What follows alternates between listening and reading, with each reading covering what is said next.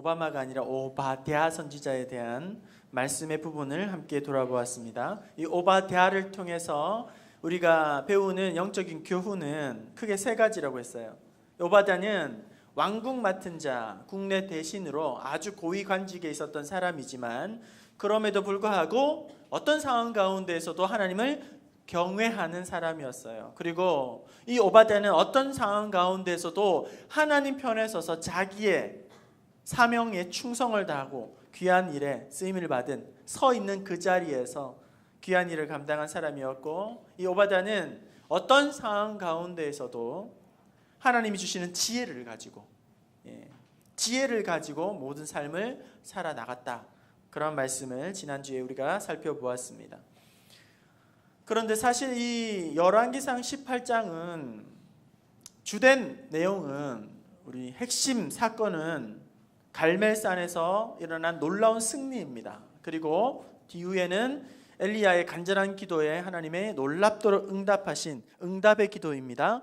18장의 내용은 선지자 엘리야가 갈멜산에서 바알 선지자 450명, 아세라 선지자 400명과 함께 이렇게 그들을 상대로 아주 멋진 승리를 얻게 되는 통쾌한 메시지를 담고 있는 장이기도 합니다.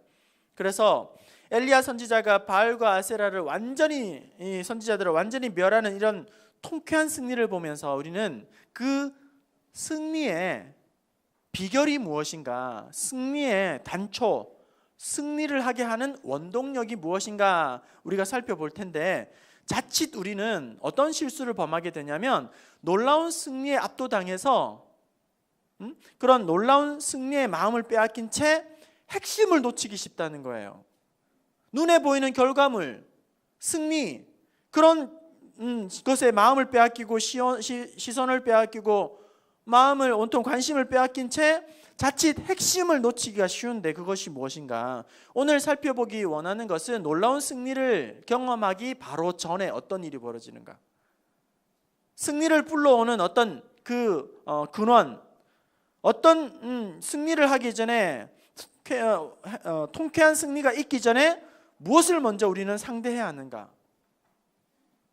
바알과 아세라 선지자들을 넘어뜨리고 멸하고 쓰러뜨리기 전에 우리가 먼저 쓰러뜨려야 할 적은 누구인가 하는 것입니다.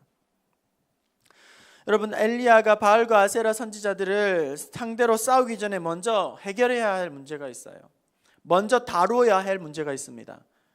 먼저 바알과 아세라 선지자들을 상대하기 전에, 쓰러뜨리기 전에, 바로잡기 전에 먼저 해결해야 할 문제가 있습니다. 승리보다 먼저 와야 하는 사건, 승리보다 먼저 나와야 하는 중요한 일, 그것이 무엇인가?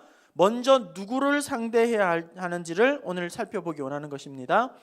승리가 오기 전에 어떤 문제를 다루어야 하는가?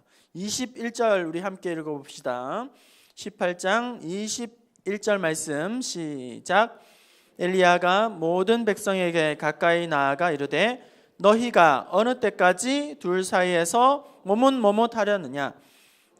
만일 하나님이면 그를 따르고 바알이 만일 하나님이면 그를 따를지니라 하니 백성이 한마디도 대답하지 아니하는지라. 앞서 17절, 18절, 19절, 20절, 21절 이렇게 넘어오면서 우리가 앞에 읽어보았지만 아합 왕으로 하여금 갈멜산으로 모든 선지자를 다 불러 모아주세요. 그렇게 이야기를 하고 21절에 어떤 문제를 먼저 다루고 있는가, 먼저 해결하고 있는가, 어떤 문제를 바로 잡고 있는가. 막상 싸워야 할 대적은, 핵심 문제는 이방 선지자들이 먼저 싸워야 할 대상이 아니라, 악한 왕 아합을 상대해야 되는 것이 아니라 하나님과 이방 사이에서 머뭇하고 있는 너희들을 먼저 바로잡아야 한다는 거예요. 소망이 없는 그 우상 앞에서, 세상이 주는 그 달콤함 앞에서, 생명이 없는, 능력이 없는 그것에 서서 휘둘리고 머뭇거리고 갈팡질팡하는 너희 자신이 문제다, 너희들이 문제다, 이렇게 말씀을 하고 있는 거예요. 먼저 대적해야 할 적은 악한 아합 왕도 아니고 850명의 이방을 섬기는, 우상을 섬기는 그런 선지자들도 아니고 외부의 적도 아니고 어떤 바깥에서 오는 공격이나 저항이나 그 반대가 아니라 바로 이스라엘 백성들 자신이었다는 겁니다. 자신이었다는 것입니다. 다시 21절, 여호와가 만일 하나님이면 그를 따르고 바알이 만일 하나님이면 그를 따를지니라 하니. 그 다음에 잘 보십시오. 백성들이 어떻게 나왔습니까?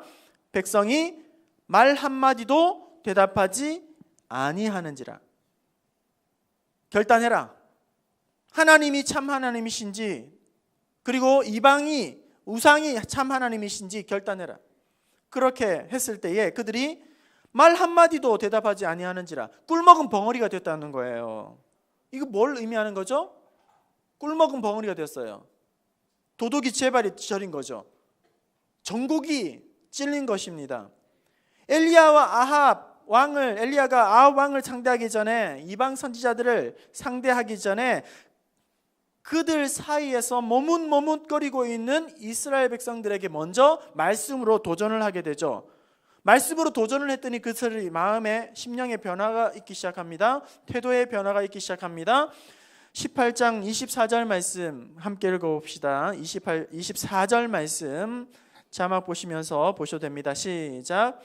너희는 너희 이루라. 나는 여호와의 이름을 부르리니 이에 불로 응답하시는 신 그가 하나님이니라. 백성이 다 대답하되 그 말이 옳도다 하니라. 여러분 보십시오. 그들 사이에 머뭇머뭇 주저주저하고 있던 이스라엘 백성들에게 말씀이 선포되어지고 그들에게 말씀 가운데 찔림이 왔을 때 그들의 마음의 변화가 일어나기 시작했다는 거예요. 그들의 마음속에는 어떤 새롭게 정화되기를 시작했다는 거예요. 그 다음에 이제 먼저 자기의 문제를 보고 먼저 백성들을 먼저 점검한 다음에 그 다음에 25절부터 이제 바알과 아세라를 선지자들과 싸움을 시작하게 된다는 거예요. 오늘 우리가 싸워야 할 가장 큰 대적은 무엇인가? 교회 바깥에 있는 것이 아니라는 거예요. 오늘 우리가 싸워야 할 가장 무서운 적은 불신자들이 아니라는 겁니다.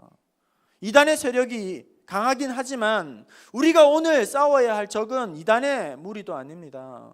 오늘 우리가 싸워야 할, 무찔러야 할 세력은 세속의 가치관도 되겠지만 그뿐만 아니라 상대해야 할 가장 큰 적은 바로 나다. 내 안에 있다는 것입니다. 내가 먼저 새로워지지 않으면 안 된다. 다른 것을 변화시키기 전에 내가 먼저 변화받지 않으면 안 된다. 다른 것을 정화시키기 전에 내가 먼저 정화되지 않으면 안 된다. 내가 달라지지 않으면 안 된다. 거룩을 회복하지 않으면 안 된다. 한국 교회에 이런저런 분쟁과 싸움과 갈등과 나눔들이 있습니다. 그런 아주 어려운, 요즘 좀 과장하면 평안한 교회가 없다 할 정도로 교회가 너무너무 난리예요. 평안하면 그냥 그게 복이에요. 부흥이에요. 워낙 시끄러운 교회가 많기 때문에, 싸우고 분쟁하는 교회가 너무너무 많기 때문에, 갈등이 많은 교회가 많기 때문에. 그런데 그런 문제의 한가운데 어디에서부터 시작됐는가? 바깥에서부터 공격이 들어온 것이 아니라 안에서부터 시작됐다는 거예요. 안이 무너지니까 그 안에서 다 막 상처투성이가 되는 거죠. 아주 드문 경우이긴 하지만 제가 대부분 이제 신방을 하거나 상담을 하거나 그러면 기도 제목을 듣는 입장이에요. 제가 목사인지라. 그래서 기도 제목을 듣는데 아주 드문 경우에 저에게 기도의 제목을 물어보는 분들이 있어요. 목사님 기도 제목은 뭐예요? 물어보는 사람들이 있어요. 그러면 제가 한두 가지가 아니잖아요. 제가 기도할 제목이 얼마나 많습니까? 꺼내놓을 게 너무너무 많죠. 그런데 다 꺼내놓을 수가 없잖아요. 그죠? 그런데 이런저런 고민거리들, 문제거리들, 제 안에 있는 여러 가지 갈등들, 아픔들, 힘든 것들, 괴로운 것들, 막 이런 것들이 많이 있지만 빙빙빙빙 돌고 돌아서 결국은 어떤 결론에 도달하게 되냐면 내가 잘해야 된다. 그래서 이야기를 하면 집사님, 권사님, 장로님, 저만 잘하면 됩니다. 저를 위해서 기도해 주세요. 뭐 이런 상황이 목회의 뒷받침 잘 할 수 있도록 바뀌게 해주시고 문제가 이런 게 아니라 저만 잘하면 될 것 같아요. 저만 정신 똑바로 차리고 목회할 수 있도록 그렇게 기도해 주세요. 저 문제야. 상황에 휘둘리는 것도 나고 감당이 안 되는 것도 나고 내 안에서 먼저 무너지면 다 무너지게 되는. 오늘 우리가 제일 먼저 다루고 바로 잡아야 할 것은 다른 상황과 환경과 문제가 아니라 바로 나 자신이라는 거예요. 내 안에 있다는 것입니다. 사도 바울은 이 사실을 너무나도 잘 알고 있기 때문에 로마서 7장 21절에 그러므로 내가 한 법을 깨달았노니 곧 선을 행하기 원하는 나에게 악이 함께 있는 것이로다 이렇게 말합니다. 악이 내 안에 있구나. 환경이 걸림돌이 되고 장애물이 되는 것처럼 보이지만 진짜 걸림돌은 내 자아구나. 내 본성이구나. 악한 본성이구나. 적은 내 안에 있구나. 오늘 우리가 놓치지 말아야 할 것은 개혁의 변화의 대상이 출발점이 언제나 나 자신이어야 된다는 겁니다. 내 안에서부터 시작되어야 된다는 거예요. 그런데 우리는 어떻습니까? 우리는 변화의 초점을 어디다 맞추고 있습니까? 우리는 이기적이기 때문에 자기 중심이기 때문에 자기 사랑하기 때문에 자기를 기준이라고 생각하고 자기를 표준이라고 생각을 하는 거죠. 자기가 기준이기 때문에 자기보다 모질하면 기준 미달이라고 하고 자기보다 조금 모질하면 자격이 없다고 이야기합니다. 그리고 자기가 기준이기 때문에 자기보다 좀 더 잘하면 넘치면 오버한다고 이야기해요. 좀 더 넘치면 유별나다고 이야기해요. 자기가 잣대예요. 모질하면 미달, 자격 없어, 불량. 좀 넘치면 저 심한 거 아니야? 오버하는데? 유별난데? 이렇게 해서 문제를 만들어 버리게 된다는 거예요. 내로남불 이제 표준어가 됐잖아요. 그죠? 내로남불. 내가 하면 로맨스고 남이 하면 불륜이다. 똑같은 문제를 가지고 자기에게는 너무나도 관대한데 자기에게는 한없이 관대한데 다른 사람들은 얼마나 가혹하게 다루는지 다른 사람의 문제는 얼마나 무자비하게 다루는지 자기는 다 이유가 있고 다른 사람들은 다 핑계고 자기에게는 변명이 있지만 다른 사람들은 다 구실을 둘러대는 내로남불 모습이 우리에게 있다는 거예요. 그런데 그런 우리에게 우리 예수님 뭐라고 말씀합니까? 누가복음 6장 41절에 42절 말씀 우리 자막 보시면서 누가복음 6장 41절 자기중심적이고 이기적이고 또 자기가 모든 것의 표준이고 자기밖에 모르는 자기애에 똘똘 뭉쳐있는 우리를 향하여서 뭐라고 말씀하고 있습니까? 같이 읽어봅시다. 시작. 어찌하여 형제의 눈 속에 있는 티는 보고 내 눈 속에 있는 들보는 깨닫지 못하느냐? 너는 내 속에 있는 들보를 보지 못하면서 어찌하여 형제에게 말하기를 형제여 나로 내 눈 속에 있는 티를 빼게 하라 할 수 있느냐? 외식하는 자여 먼저 내 눈 속에 들보를 빼라. 내가 밝히 보고 형제의 눈 속에 있는 티를 빼리라. 야, 너 눈에 티 있어. 뭐 묻었어. 왜 너 그렇게 바보 같냐? 그렇게 말할 때에 자기 눈에는 들보가 있다는 거예요. 들보가. 그런 사람을 향하여 외식하는 자여 이렇게 말씀합니다. 외식하는 자여. 외식은 바깥에 가서 먹는 밥이 아니고 바깥을 꾸민다는 거예요. 꾸밀 식. 그러니까 겉을 번지르하게 꾸미는 거예요. 겉을 괜찮게 꾸미는 거예요. 그럴싸하게, 보이 좋게, 번지르르하게 그렇게 겉은 아주 말끔하게 잘 꾸며놓았는데 그 속은 실제로 전혀 그렇지 못하다는 겁니다. 속은 더 문제가 많다는 거예요. 무디 목사님은 이렇게 말했습니다. 나는 다른 사람들보다 나 자신에게서 더 많은 문제를 본다. 조정민 목사님은 이렇게 말했습니다. 20살에는 세상을 바꾸겠다고 돌을 들었다. 세상을 한번 바꿔보겠다고 데모를 했다는 거예요. 돌을 들었다. 30에는 아내를 바꿔보겠다고 눈초리를 들었다. 결혼하고 아내를 한번 바꿔보려고 막 눈치를 막 계속 눈총을 주고 그렇게 했다는 거죠. 40에는 아이들을 바꾸겠다고 매를 들었다. 어떻게 하면 이 아이를 때려잡을까 하고 매를 들었답니다. 50이 되어서야 바꿔야 할 사람이 바로 나임을 깨닫고 들었던 모든 것을 다 내려놓았다. 이 사람 바꿔야겠다, 저 사람 바꿔야겠다, 이 상황 바꿔야 되겠다, 저 문제 바꿔야겠다. 그렇게 해서 막 돌도 들어보고 매도 들어보고 눈초리도 해보고 막 비난도 해보고 정죄도 해보고 따져 묻기도 하고 막 괴롭혔는데 결국은 내가 바뀌어야 할 사람은 나였다. 그래서 다 내려놓았다는 거예요. 여러분, 지혜로운 사람과 어리석은 사람이 있습니다. 지혜로운 사람은 어떤 사람입니까? 지혜로운 사람은 다른 사람이 실수하면 나도 실수할 수 있겠구나 하고 자기를 돌아보는 거예요. 에이 바보, 실수하네. 재미난 에피소드 하나 말씀드릴까요? 우리 송호준 안수 집사님 부친께서 소천하셨을 때 강경까지 장례식장을 여러 명이 함께 교회차 버스를 타고 한참 내려가고 있는데 저는 이제 뒤에서 편안하게 이렇게 좀 쉬면서 그렇게 갔어요. 근데 앞에 이제 두 분의 장로님이 앉으셨어요. 왼쪽에 한 장로님, 오른쪽에 한 장로님. 근데 한참을 가는데 피곤하니까 막 이렇게 기대어서 잠을 잤어요. 그런데 이렇게 어느 순간 딱 보니까 어느 장로님 뒤통수에 새 집을 지었더라고요. 이렇게 해가지고 자가지고. 뒤에서 보니까 얼마나 재밌어요. 웃기잖아요. 그죠? 야, 새 집 지었다, 새 집 지었다. 웃긴다. 그런데 여기서 이제 어리석은 사람은 새 집 지었다, 새 집 지었다. 아이고 장로님 그게 뭐예요? 하고 하하 웃는 사람이고, 지혜로운 사람은 나도 새 집 지을 수 있구나. 나도 뒤에 혹시 내 뒤통수가 지금 엉망이 아닐까? 자기의 머리를 애만져야죠. 지혜로운 사람은 어떤 사람인가? 다른 사람이 걸려 넘어진 것을 보면서 나도 걸려 넘어질 수 있겠구나. 아우 바보 멍청이. 이렇게 정죄하는 것이 아니라 실패하는 사람을 보면 나도 실패할 수 있겠구나.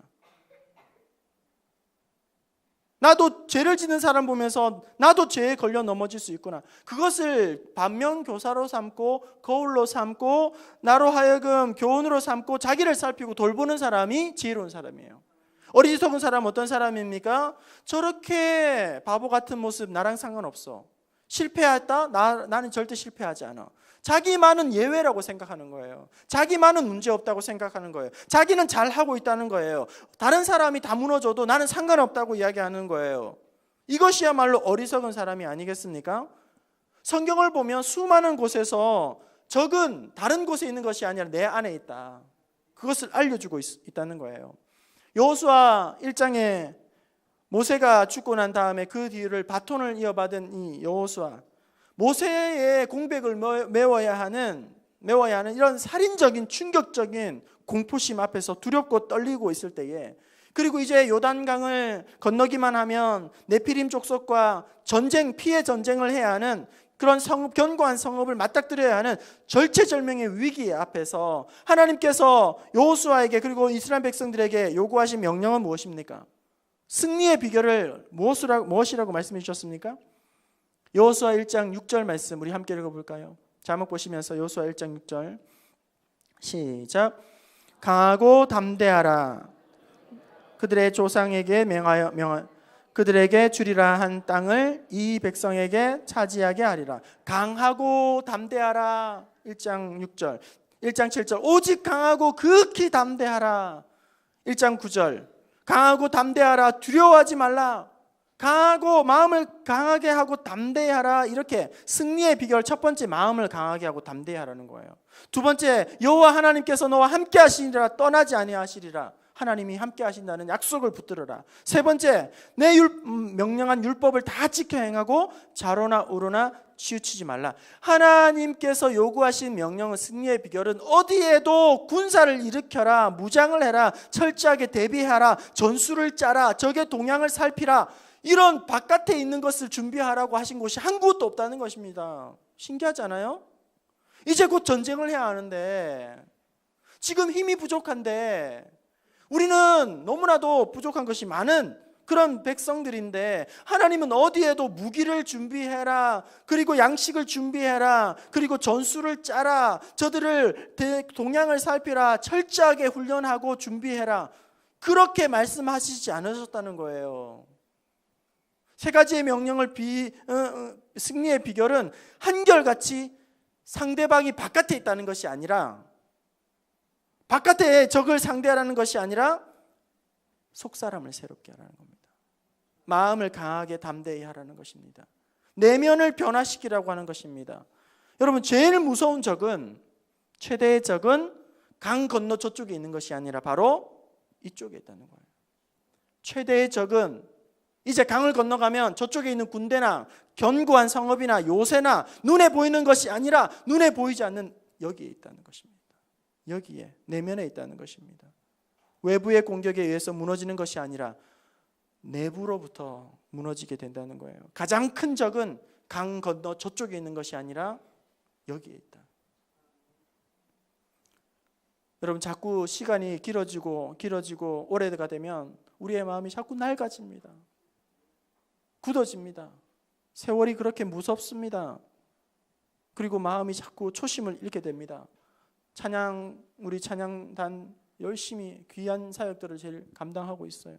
처음에는 찬양을 하는 것 자체만으로도 하나님 앞에 기쁨이요. 찬양하는 것 자체만으로도 너무 감격이요.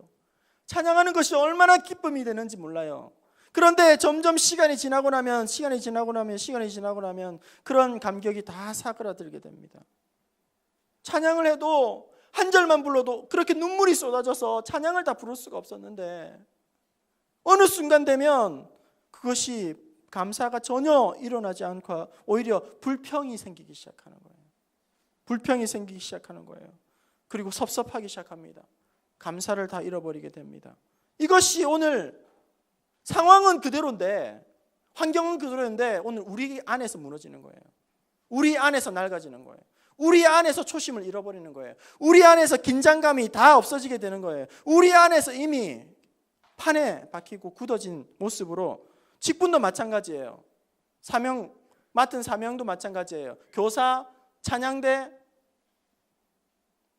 봉사의 직분, 사명은 똑같은데 달라진 건 무엇입니까? 내 마음만 달라진 거예요. 그러니까 나중에는 온갖 불평이 다 나오게 되는 거예요.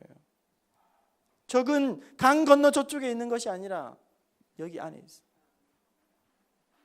여기 안에 있다는 겁니다.